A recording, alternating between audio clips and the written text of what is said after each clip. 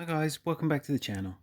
In this video, I'm going to be showing you how to disable YouTube Shorts suggestions on your mobile device.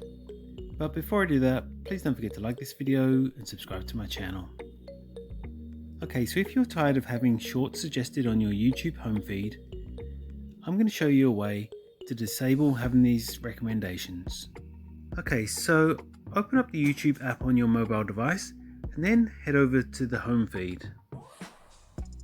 Once here, scroll down on your home feed until you find the Shorts section. Next, tap on the three dots in the top right hand corner of any of the Shorts videos. Select Not Interested to remove it from your feed. Repeat these steps to remove every video in the Shorts section. This will temporarily disable suggestions of Shorts on your YouTube app. Note that Shorts posted by channels you're subscribed to may still appear in your subscriptions feed on the app.